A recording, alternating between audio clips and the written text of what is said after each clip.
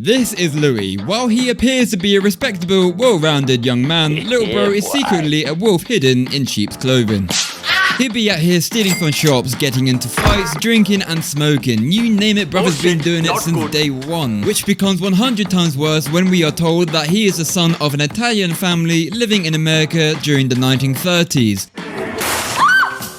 However, if there's one thing Louis managed to learn quickly, it was how to run. Little man was so fast his older brother was like, damn, this little shit is already greater than me. And so, from that day, Pete started forcing Louis to go to training, and real soon his hard work started paying off. Louis became so good on the track, other runners even attempted to sabotage his ass, but he was still winning. His fast-growing reputation even gave him a place in the Berlin Olympics, so it's fair to say nothing could stop him now.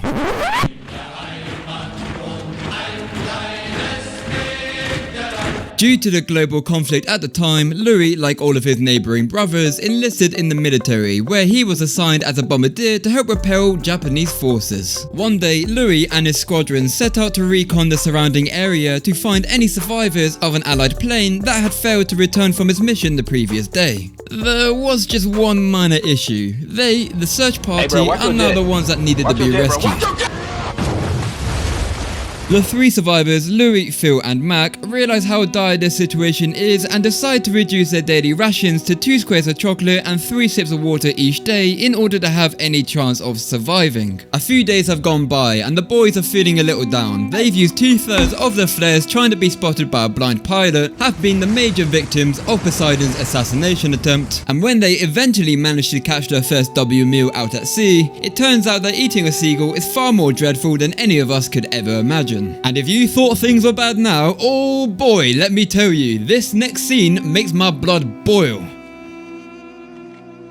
That's right, Louis found out that Mac had eaten all the remaining chocolate, and do you want to know what this bastard said? It doesn't matter. Oh my god, I tell you now, Louis is a better man than me, because if I was in his situation...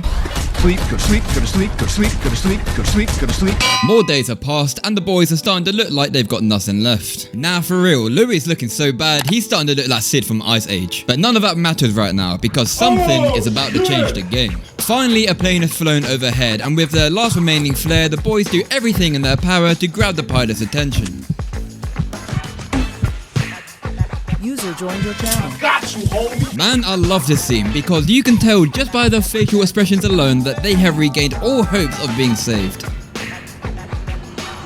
Call an ambulance, but not for me.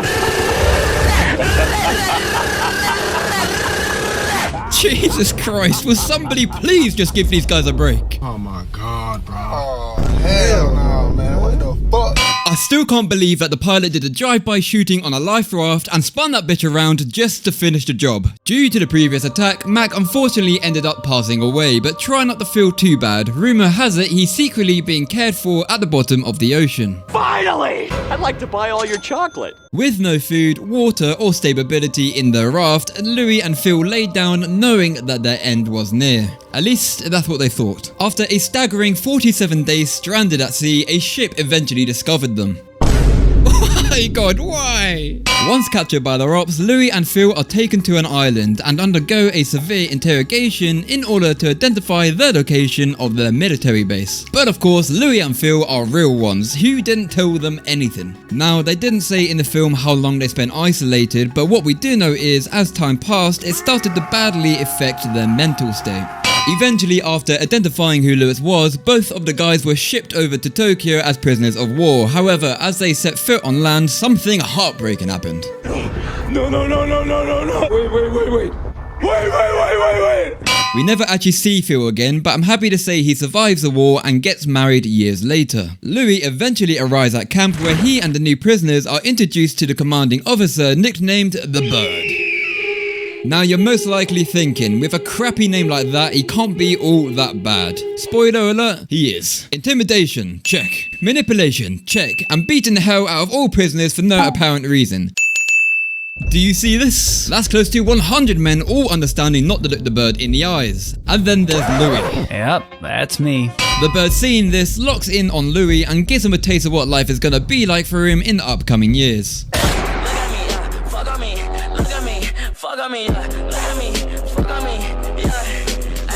Bro has only been at camp for 5 minutes and has already made himself the #1 target for the bird to toy with. After some time has passed, the bird gathers the entire camp and begins investigating the new recruits. Oh shit, my boy's an Olympic runner for real? Well, now I've gotta see this. Ready?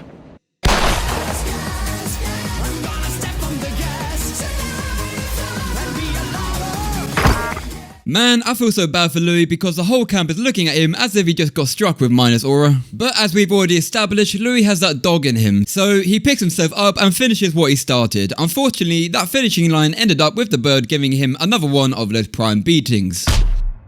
After weeks of adapting to morning exercises, nightly beatings, and transporting human crap, Louis was unsuspectedly dragged into the bird's office where he was greeted by these men who happened to be the hosts of Tokyo's highly rated radio station. It turns out, soon after Louis crashed into the ocean, his family was immediately notified about the survival rate of Louis' situation and was declared KIA. Because of this, the radio host wanted Louis to go live on the station to reassure people that he was still alive. Of course, Louis didn't hesitate to say yes to the idea and went straight to the radio booth. I love you, bitch. I ain't gonna never stop loving you, bitch.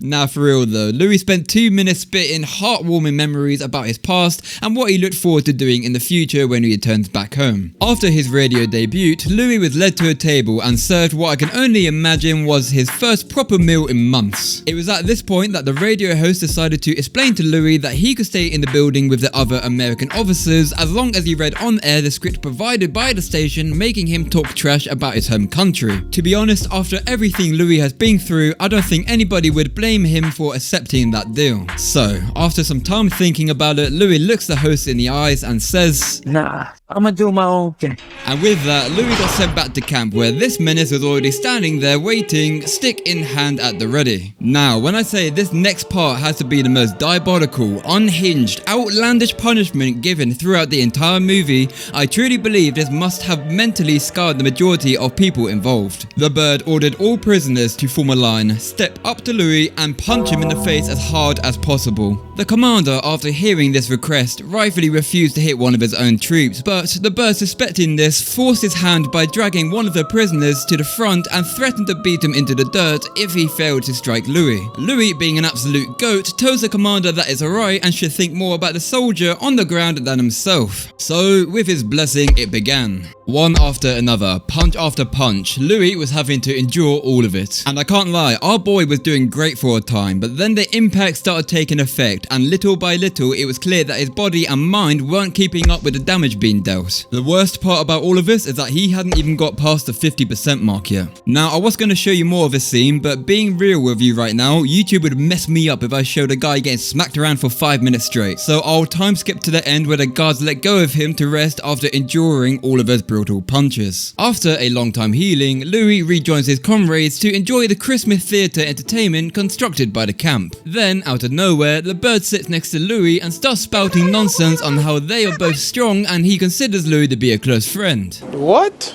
Bro, what are you talking about, man? The bird then informs Louis that he's being promoted and will be leaving the next morning. Louis, being as cold as ice, blanks everything he just said and continues to watch the theatre.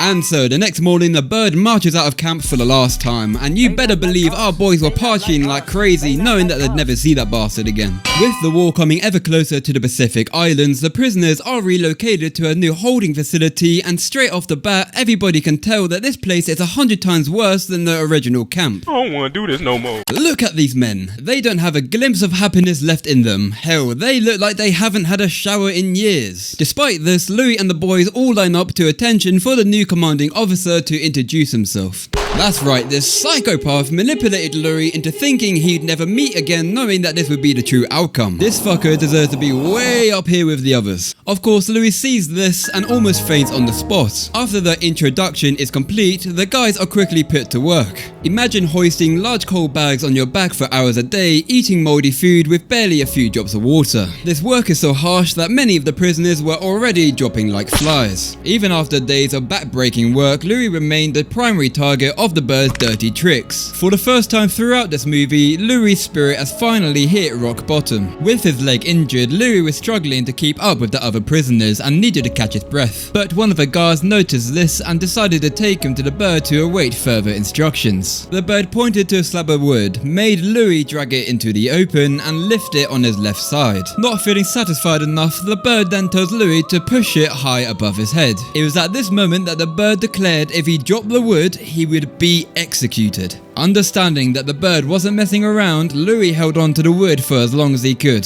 10 minutes went by, and for a split second Louis lost balance because of the pain shooting up his damaged leg. Another 10 minutes go by, and the muscles in Louis' arms are starting to tear from the lack of strength he has left. 13 minutes into lifting the plank of wood, and the bird hasn't spoken or moved a single muscle. In fact, every worker was standing still, mesmerized by the situation, praying for a good outcome of Louis' slow demise. Louis, seeing the direction things are going, wants the bird to understand that after all the brutal things he has done to him, his spirit is indeed still unbroken.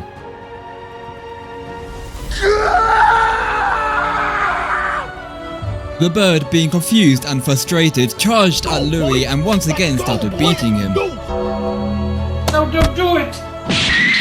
But to be honest, if the bird hadn't given into his emotions, I don't see how Louis would have won in this scenario. I also find it ironic that the bird's own spirit breaking is what spared Louis' life at the very end. Speaking of which, World War II has finally come to a close and our boys were safe at last. After healing from his injuries, Louis travelled back home and reunited with his family once more.